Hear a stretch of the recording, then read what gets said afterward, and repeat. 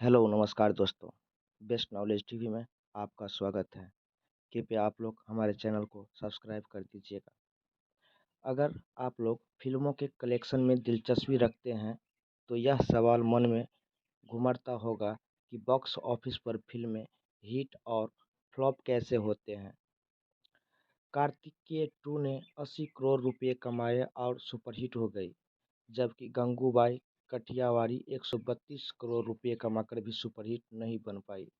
आखिर यह कैसे तय होता है कि बॉक्स ऑफिस पर कोई film hit, flop, average, superhit और ब्लॉकबस्टर है? इसे समझना जरूरी है। एक दौर था जब फिल्मों के हिट होने के लिए कहानी और एक्टिंग मायने रखती है, लेकिन अब ऐसा नहीं है। अब बाहुबली 2 जैसी फिल्म को ब्लॉकबस्टर बनने के लिए 800 करोड़ रुपए की कमाई करनी पड़ती है, जबकि भूल भुलैया 2 ने 184 करोड़ रुपए की कमाई की और ब्लॉकबस्टर बन गई। आंकड़ों के इस फेर में बॉक्स ऑफिस के गणित को समझना है तो शुरुआत से शुरू करना होगा। फिल्म बनाने वाले से लेकर इसे बेचने वाले और रिलीज के बाद इसे देखने वाले तक हर एक चीज़ मिलकर यह तय करती है कि फिल्म को क्या स्टेटस मिलेगा। आइए आज इसे समझते हैं। जो इंसान फिल्म बनाता है या यह कहे कि जिसे पैसे से पूरी फिल्म बनती है, उसे प्रोड्यूसर कहा जाता है। प्रोड्यूसर ही शख्स है जो डायरेक्टर से लेकर एक्टर, कहानी और स्क्रीन प्ले लिखने वाले, टेक्नीशियन, जूनियर आर्टिस्ट को हायर करता है। कुल मिलाकर एक फिल्म का असली मालिक होता है उसका प्रोड्यूसर। यही इंसान पैसा लगाता है और फ्लॉप होने पर नफ़ा नुकसान का हिसाब से भी इसी से मांगा जाता है। प्रोड्यूसर एक इंसान भी हो सकता है और कई लोग मिलकर भी एक फिल्म को प्रोड्यूस करते हैं। उदाहरण के लिए ब्रह्मास्त्र के प्रोड्यूसर हैं आयान मुखर्जी, करण जौहर, अपूर्व मेहता, नमित मल्होत्रा, रणबीर कपूर और मरी जक्के डिसूजा। बॉलीवुड के सबसे बड़े प्रोड्यूसर्स की लिस्ट में Bhushan Kumar, T series Aditya Chopra, Yashraj films, Sajid Nadiadwala and grandsons, Karan Johar, Dharma production जैसे दिग्गज शामिल हैं। इसी तरह साउथ में Lyca production, Arka media works, Sun pictures, DV entertainments, Hombale films आदि बड़े प्रोडक्शन बैनर हैं। फिल्म जब बनकर तैयार होती है तो इसे सिनेमाघरों तक पहुंचाने के लिए ज़रूरत होती है डिस्ट्रीब्यूटर्स की। कई प्रोडक्शन कंपनियां खुद फिल्म को डिस्ट्रीब्यूट भी करती हैं।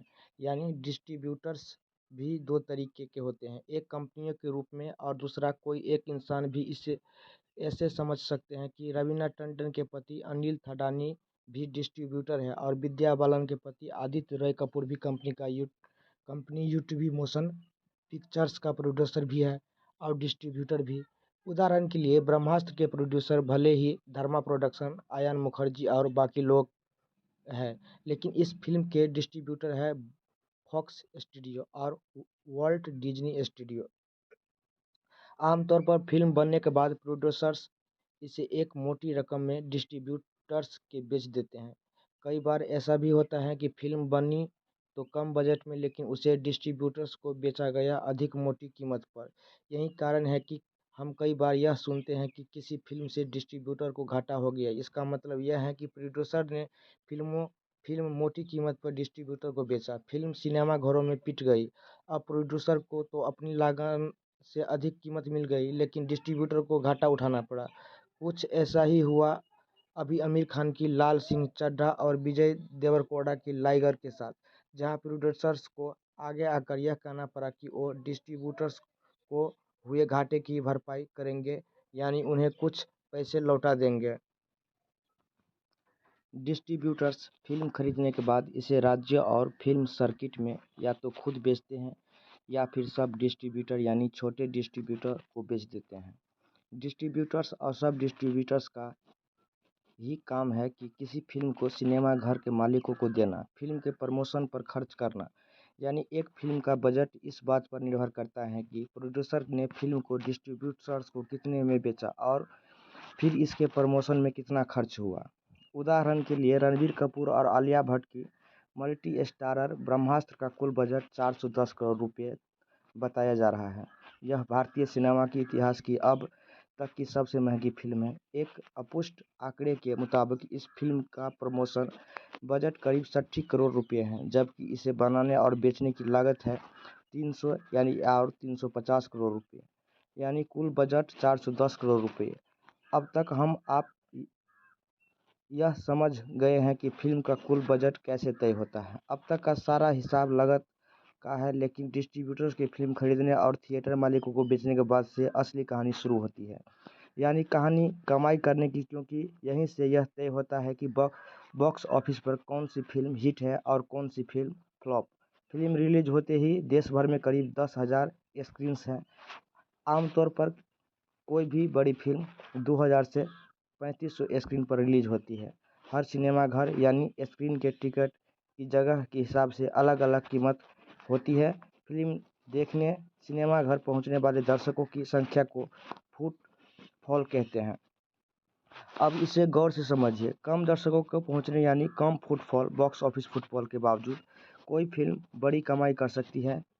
ये टिकट की कीमत बढ़ाकर कम दर्शकों में भी अधिक कमाई करने का फॉर्मूला है, लेकिन इसके लिए दर्शकों को सिनेमा घर आना भी ज़रूरी है। कई फिल्मों का फुटफॉल बहुत अधिक होता है, लेकिन कमाई का कम, क्योंकि टिकट की कीमतें में कम होती है।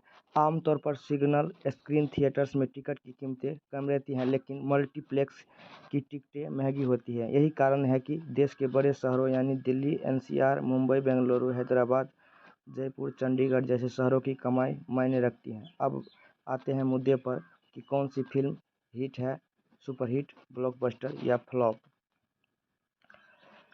अगर कोई फिल्म अपने बजट के बराबर कमाई करती है तो वह फिल्म एवरेज कहलाती है। यानी अगर ब्रह्मास्त्र अपनी लागत के बराबर 400 करोड़ के आसपास कमाई कर लेती है तो यह एवरेज फिल्म कहलाएगी। सेमी हिट किसे कहते हैं? अगर कोई फिल्म अपने बजट के 110 से 120% तक कमाई कर लेती है तो इसे सेमी हिट कहा जाते हैं। यानी अगर ब्रह्मास्त्र 451 करोड़ रुपए के आसपास कमाई कर लेती है तो यह सेमी हिट कहलाएगी। हिट किसे कहते हैं? अगर कोई फिल्म अपने बजट का 120 और 130% तक कमाई कर लेती है तो इसे हिट माना जाता है। यानी ब्रह्मास्त्र अगर 500 से 530 करोड़ रुपये से आसपास कमाती है तो इसे हिट माना जाएगा। सुपर हिट किसे कहते हैं? अगर कोई फिल्म अपने बजट से 130 या 150% तक कमाई कर लेती है तो इसे सुपर हिट माना जाता है। और ब्लॉकबस्टर में अगर कोई फिल्म अपने बजट से 150 से 170% तक कमाई कर लेती है तो इसे ब्लॉकबस्टर माना जाता है। कुल मिलाकर अगर रणबीर कपूर और आलिया भट्ट की ब्रह्मास्त्र को ब्लॉकबस्टर मानना है तो इसे 670 और 690 करोड़ रुपए की करीब कमाई करनी पड़ेगी।